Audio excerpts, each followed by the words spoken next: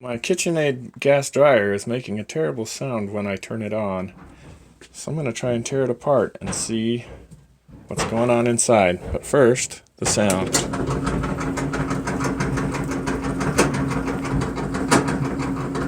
This is an empty dryer. I unplugged the dryer so I don't have electrical hazard. I'm going to have to remove these two screws and also the door switch here. I'm going to remove it as well.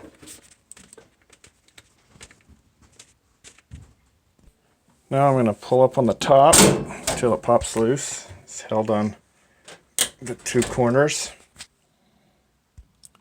Also in each corner there's a screw that needs to be removed so that I can take the front off.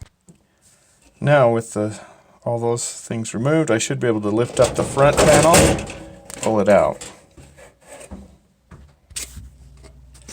In order to remove the drum itself, I need to take this belt off, and I'll do that by pulling the belt off of the drive motor pulley, and now I can pull the drum out.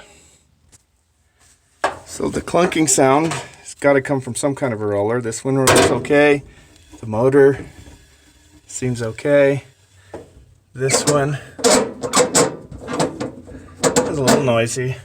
This one, I think, is the one that's really causing me the grief. That's how wobbly it is. This one's at least tighter. So I'm going to be replacing these wheels. So I went on Amazon and found a inexpensive kit that had the new wheels, the tensioner, belt, clips and stuff to hold on the wheels. I'm going to give this a try. So it looks like I'll need to pry this piece off with a screwdriver, and then this brace has a screw down at the bottom that I'll have to remove. Okay, this guy came off pretty easy just with a flat screwdriver. This I pried back out of the way. I think now all I gotta do is take out this plastic triangle piece. I think I'll be able to just twist it up and over.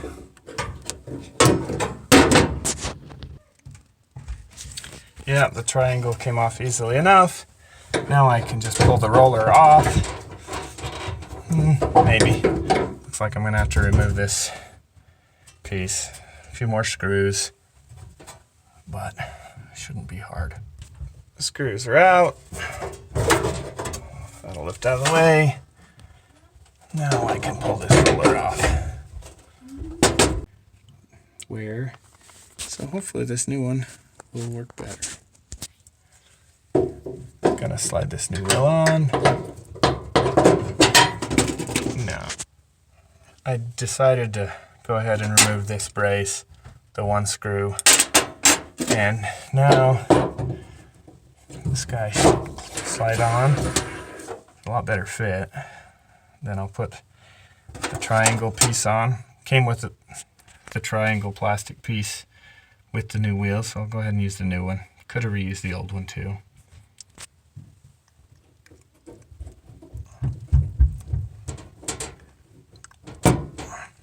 Just push it on there. And push this guy on there, and that'll be done. And it spins much better, so I'll do the same thing with the other one. Alright, now that one's spinning nicely, that one's spinning smooth, so I'll put the drum back. But first, I guess I better put back the other pieces I took off, this and that other shroud that covers that burner area.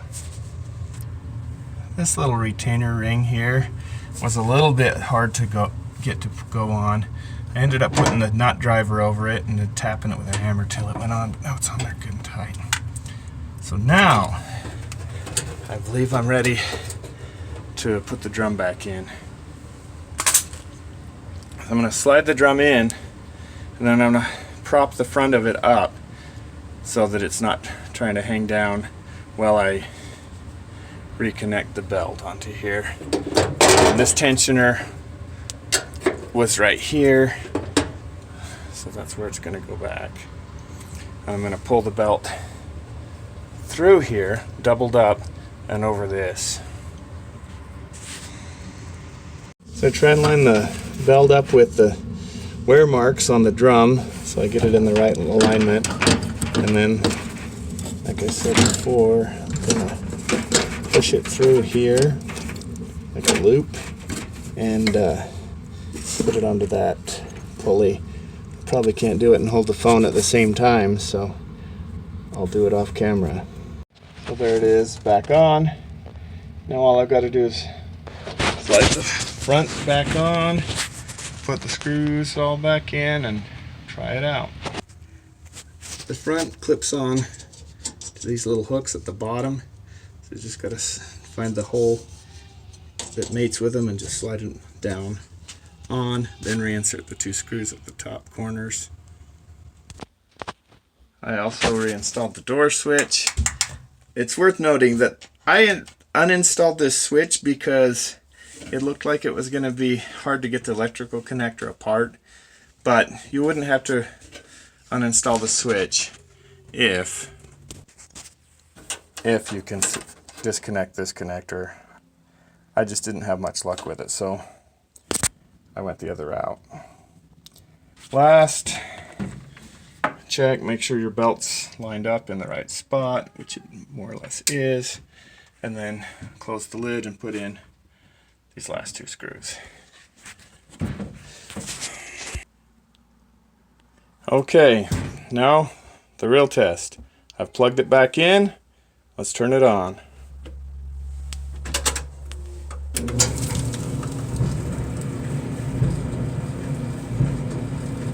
Sounds a whole lot better than it did before.